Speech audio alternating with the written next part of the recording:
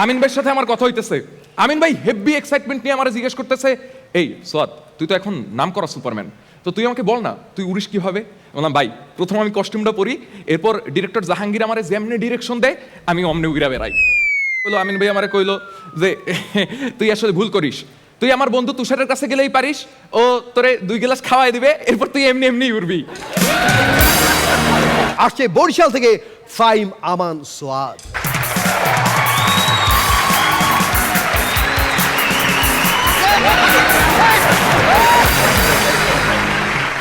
ওকে সেই ওকে, আমি এমনিতেও তার ছেঁড়া সুপারম্যান।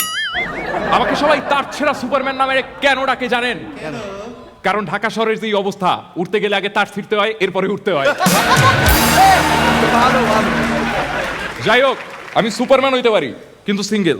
এর পেছনে একটা কারণ আছে। এক সুপার উইম্যান আগে ছিল, সে কিছুদিন আগে হুট কইরা উইরা গেছে, তবে তার কস্টিউম ছিল শাড়ি। বিভিন্ন মেরে এরপরে আমি অ্যাপ্রোচ করছি, বলছি, কিন্তু তারা সবাই ভয় পায়, কারণ সে আবার শর্ট কইরা ফিরে আসতে পারে। আমাদের এই হাসর স্টেজেও একজন সুপারম্যান আছে, এবং সে রাত 11টায় ঠিকই হাসো বন্ধ করে দেয়, রনি ভাই, কারণ সে জীবনে হাসর 12টা বাজতে দেবে না। যাই হোক, ওই দিন তুষার ভাইয়ের সাথে আমার দেখা, তো তুষার ভাইয়ের সাথে আলাপ করতেছি, হঠাৎ করে আমেরিকান সুপারম্যান আমারে কল দিছে। হ্যালো বাংলাম্যান, এই মুহূর্তে আপনি কোথায় আছেন? বিশ্ব ব্যাপক সংকটে, আপনারে আমাকে দরকার। আমি তুষার ভাইয়ের সাথে আছি, আমি এক্ষুনি আসতেছি। থাক, দরকার নাই, আপনি নিজেই এখন সংকটে। যাই হোক, আমি যে শুধু জনগণের উপকার করে বেড়াই ব্যাপারটা একদমই তা না। আমি মাঝে মাঝে আমার ফ্যামিলিরও উপকার করি। যেমন আমার আব্বা যখন কুরবানির সময় গরুর হাটে যায়, আমারে সাথে নিয়ে যায়। প্রথম আব্বা গরু কেনে, এরপরে আমি গরুর সামনে দাঁড়াইয়া উড়াল দেই, আর গরু আমার পিছন পিছন বাড়িতে চলে আসে। তো ওই দিন আমি এরকম উঠতেছি, উড়ে উড়ে যাইতেছি, হঠাৎ করে দেখি আমাকে মুহিব এক ছাদের উপর। আমি চিন্তা করলাম মুহিবের মাথার উপর দিয়ে উড়ে যাবো, উড়ে উড়ে যাইতেছি। ফাজিল মুহিব আমারে কয়, ভাইয়া স্ট্যান্ড উঠান, অ্যাক্সিডেন্ট করবেন। আমি সুপারম্যান, কোন সন্ত্রাসীরে আমি ভয় পাই না, কোন বাকের বাইরে ভয় পাই না, কোন রকস্টারে ভয় পাই না, কোন পাইলটরে ভয় পাই না, কোন চাঁদাবাজরে ভয় পাই না। আমি ভয় পাই শুধুমাত্র ওইসব মানুষরে যারা আকাশে ফাঁকা গুলি ছড়ে। ওই দিন এক হালায় আসমানে ফাঁকা গুলি ছুটছে, একটুর জন্য আমার গোলাগুলি বাইসে গেছে। যাই হোক, আমিন ভাইয়ের সাথে আমার কথা হইতেছে। আমিন ভাই হেভি এক্সাইটমেন্ট নিয়ে আমার জিজ্ঞেস করতেছে, এই সোয়াদ, তুই তো এখন নাম করা সুপারম্যান, তো তুই আমাকে বল না তুই উড়িস কিভাবে? বললাম ভাই, প্রথম আমি কস্টিউমটা পরি, এরপর ডিরেক্টর জাহাঙ্গীর আমারে যেমনি ডিরেকশন দেয় আমি অমনি উড়া বেড়াই। বললো আমিন ভাই আমারে কইলো যে তুই আসলে ভুল করিস, তুই আমার বন্ধু তুষারের কাছে গেলেই পারিস, ও তোরে 2 গ্লাস খাওয়াই দিবে, এরপর তুই এমনি এমনি উড়বি। আপু, এই বাংলাদেশে সুপারম্যান আছে, আমাকে দেখতে পাচ্ছেন, কিন্তু বাংলাদেশে কোনো সুপার উইমেন নাই কেন? কেন কেন কেন কেন?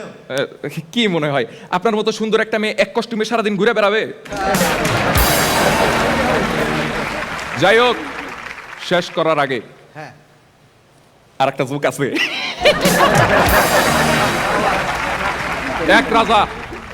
এক রাজা একবার ঘোষণা করছে, রাজ্যের অর্ধেক এবং রাজকুমারীরে এক সুপুরুষের হাতে তুইলা দিবে শুধুমাত্র 2টা শর্তে।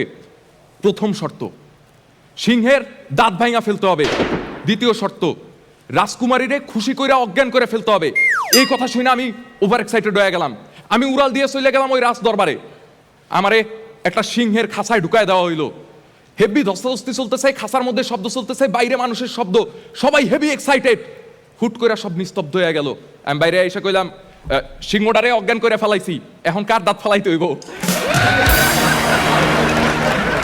শেষ করার আগে, আমাদের দেশে আমি ছাড়াও অনেক সুপারম্যান আছে। সকাল সকাল আপনার সন্তানকে যেই রিক্সাওয়ালা রোজ সেফলি স্কুলে নিয়ে যায়, সে একজন সুপারম্যান। আপনার রুমের দরজা খুললে আপনার বাবা, উনি একজন সুপারম্যান। আপনার ভাই সারাদিন আপনার খোঁজ রাখে, উনি একজন সুপারম্যান। যে কৃষক সারা বছর ফসল ফলায়, উনি একজন সুপারম্যান। প্রত্যেকের মা এক একজন সুপারম্যান।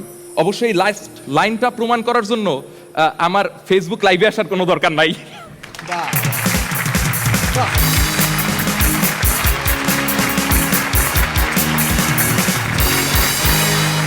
প্রথমে বলবো যে দুর্দান্ত লাগছে, কি এন্ট্রি।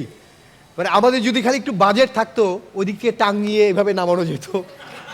আচ্ছা সোয়াদ, রনি, হ্যাঁ। সুপারম্যানের এই মানে এই- বাবুর্চি হাফ লুঙ্গি তো মনে হয় সুপারম্যানের না। হ্যাঁ। সুপারম্যানের তো উপরে আন্ডারওয়্যার থাকে প্যান্টের উপরে, এটা সুপারম্যান না হয় অন্য কিছু লুঙ্গি ম্যান দিলে মনে হয় ভালো লাগতো। হ্যাঁ। সুপার লুঙ্গি ম্যান।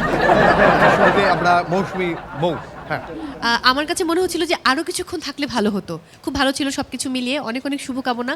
আমি কোনোভাবে যদি জাহাঙ্গীর ভাইকে ম্যানেজ করা যেত বলতাম যে সবাইকে রেখে দেন, প্লিজ কাউকে বাদ দিয়ে না।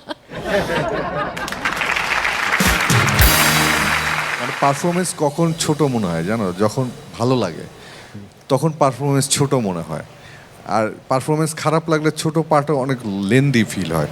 তোমার পারফরমেন্স অনেক সুন্দর ছিল, খালি যদি একটু সুপারম্যানের পারফেক্ট ড্রেসটা পরতে, আন্ডারওয়্যারটা ভালো লাগতো আরো বেশি। না পার্টন চোখ অনেক সুন্দর ছিল, বিউটিফুল ছিল। Shabnam Faria. Best of. Welcome back Swad. আমি তোমার ভয়েস মিস করছিলাম, থ্যাংক ইউ ম্যাম। ভালো ছিল, best of luck. Hey man, আপনাকে দেখতেই ভালো লাগছে। না, এটা Bangladeshi version of Superman. Performance খুবই ভালো ছিল, অনেক এনজয় করেছি। Best wishes. আচ্ছা, এর সব ঠিকঠাক ছিল, কেন এই লাল কাপড়টা ওকে পরাতে হলো? সেই ষাঁড়ের চোখে লাল কাপড়টা কেন বাঁধতে হলো?